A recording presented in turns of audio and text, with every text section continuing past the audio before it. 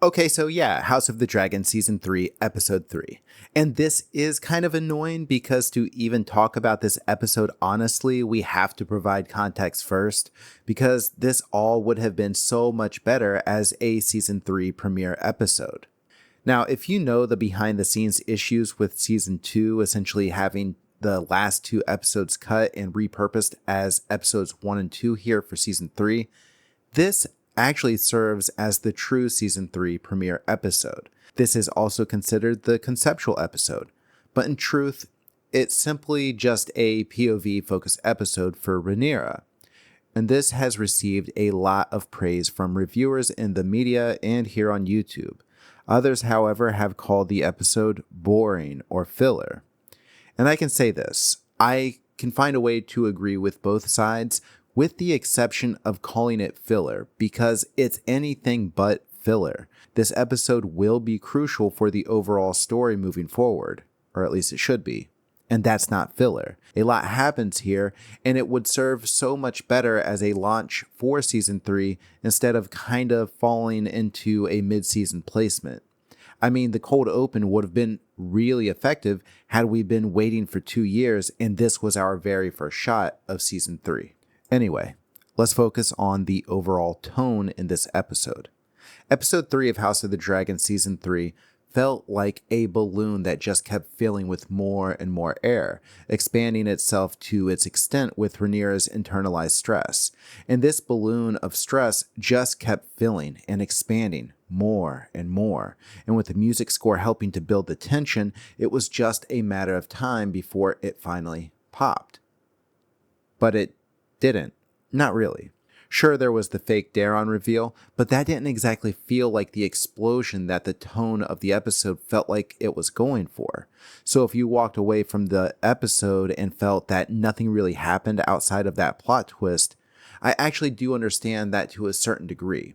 We hear word that Tumbleton has been taken by the High Tower forces, but leaving that off screen, I'm sure only added to the sentiment among some fans that this episode was boring.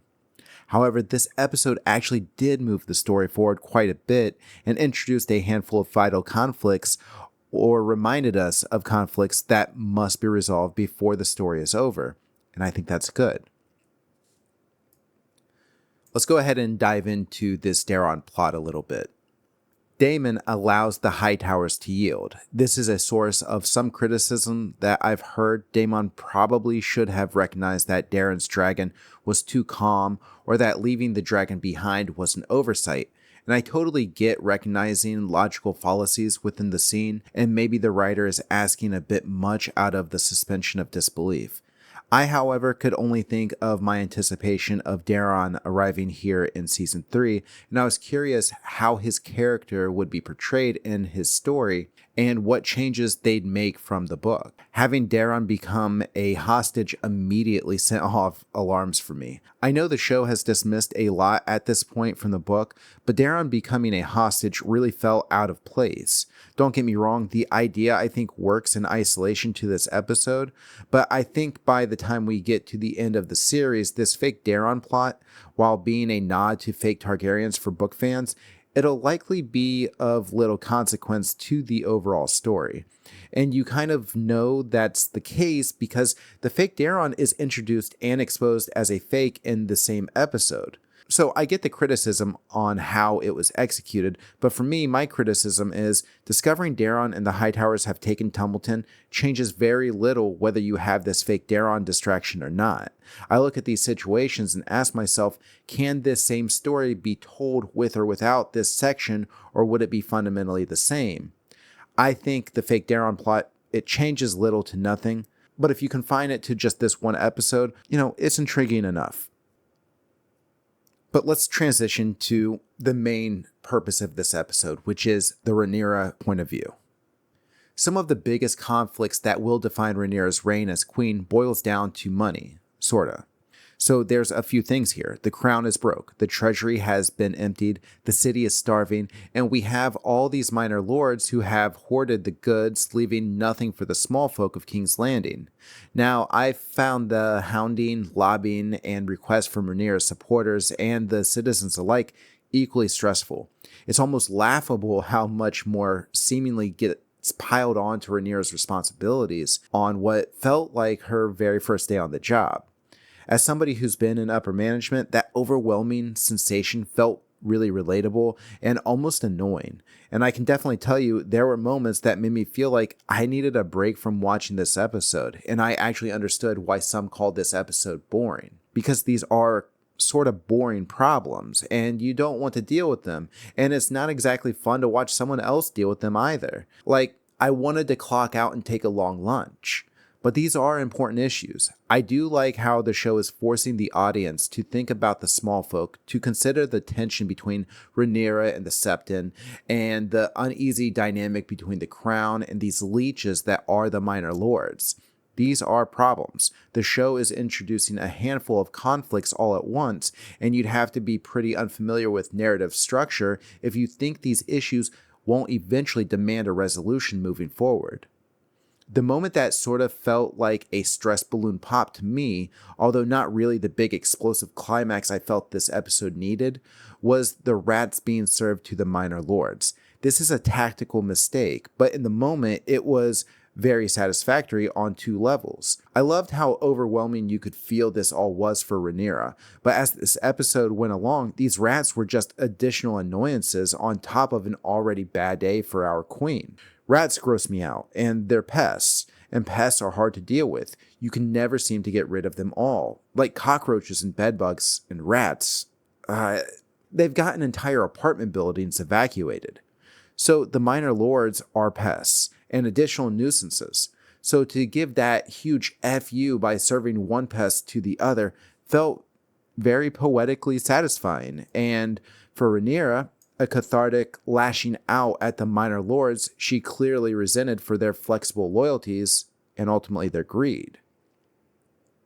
Now, my favorite conflict in this episode resides with the Dragonseeds, and it plays into the lack of resources available for Rhaenyra, but also bleeds into her relationship with Corlys Velaryon. It establishes a lot for the bigger overall story I hope House of the Dragon is trying to tell. Ulf the White and Hugh the Hammer are both knighted and choose their style for their names.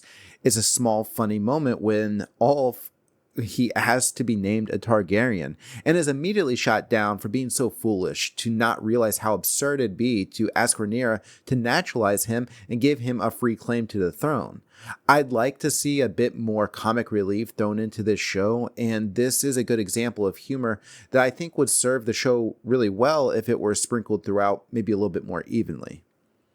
With Hugh Hammer, he does make an attempt to essentially collect some form of payment or a home or anything that the Dragonseeds may walk away with other than knighthood. I mean, these guys are basically homeless, and yet their ability as dragon riders is what tips the firepower in Rhaenyra's favor in this war, and they have nothing to truly show for it.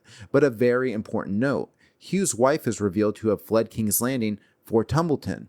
He's expressed concern of not being provided a home by Rhaenyra yet, and only a promise for the future. And then we find out that Tumbleton has been captured by Ormond Hightower's forces. And I think this was a very good way to hint at a potential conflict moving forward when you have an unhappy Hugh Hammer who's been provided no payment, and now his wife is in a city that has been captured by Rhaenyra's enemies.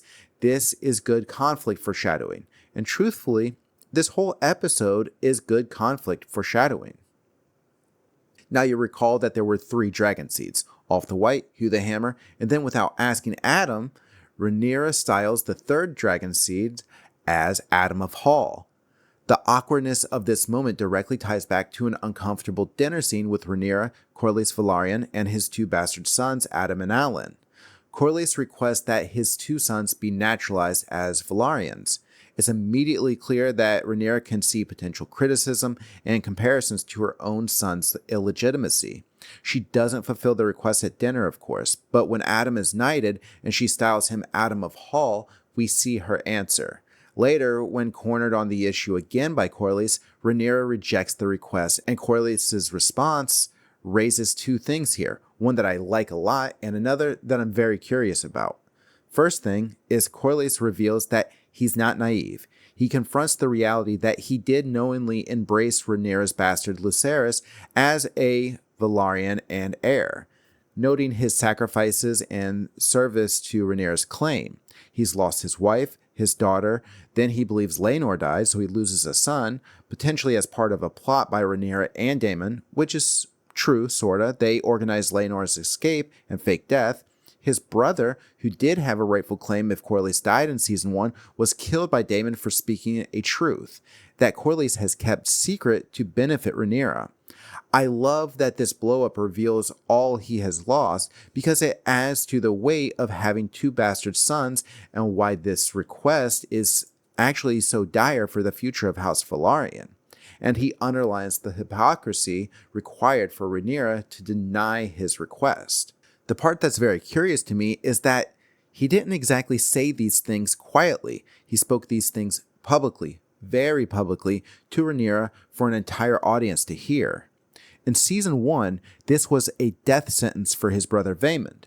While this tense moment feels like it demands consequence, it is ultimately left unresolved, and I can only hope that this isn't another situation where the consequence or resolution occurs off-screen. I always think back to Criston Cole beating Joffrey Lonmouth to death, and the aftermath, if it occurred at all, was off-screen. Now, I can't really put into words Alicent's role in this episode. Her character contradicts herself seemingly every single episode. I have no clue if she cares about her children outside of Helaena, and while I know the foundation of this show insists to be the dynamic between Alicent and Rhaenyra, it seems to change Alicent's motives from episode to episode.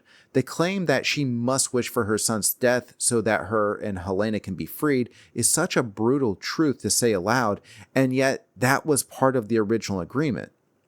Another critique, I don't like how there's exactly zero insight on what Otto's death meant to Alicent. But the one reason I'll not nitpick that here too much of her or any other character is that this was all about Rhaenyra's point of view. I'm going to try to forget that Alicent said she's only seen her son once in 5 years, but immediately knew it was an imposter playing her son. But that dialogue is the type of thing that carried no consequence. You suggest she won't recognize him with a line like that, but she instantly knew she wasn't looking at Daeron. I can't stand when character dialogue suggests an interesting idea that we never actually get, and this is almost an example of that. Look, ultimately, I wanted this episode to give me a huge pop at the end, because I think the stress and anxiety that we experience with Rhaenyra earned that payoff. The pace of this episode would have earned a dreadful explosion to the plot at the end of the episode, and I think an inconsequential fake Daeron distraction doesn't accomplish that. I mean, I would have been pleased if only Rhaenyra just started screaming, crying, and laughing maniacally in front of that fire as a way to say the stress, her grief, and the pressure of an entire realm's needs pushed her to the edge. And the final straw was Tumbleton being captured, and we essentially see Rhaenyra finally cross a psychological point of no return. I feel like the show keeps trying to tell us she's changing, but it's yet to give us that singular, character-redefining moment. Overall, I think this was a very effective episode at moving the plot forward without relying on spectacle. It may have been boring, it may have felt like work, or it was simply out of place and likely would have been a great way for Season 3 to ease itself back into the water as a premiere. But studio issues forced the last 2 episodes of Season 2 into Season 3. But I also think if you rewatch or binge watch this show, the change of pace would flow much better depending on how the rest of Season 3 follows up on this episode. So, did I even like this episode? I hate to say this, but I don't know. My hope is that I'll appreciate it more and more because of what it established in terms of conflict moving forward. My doubts, like I said, the fake Daeron plot doesn't fundamentally change the story if you could tell the same story without it. So I'm not optimistic, but cautiously hopeful moving forward that this episode has set up a great foundation for the rest of the season. And that's the best that I can actually say at this point. Look, let me know what you guys think, and I'll talk to you later. Thank you for watching.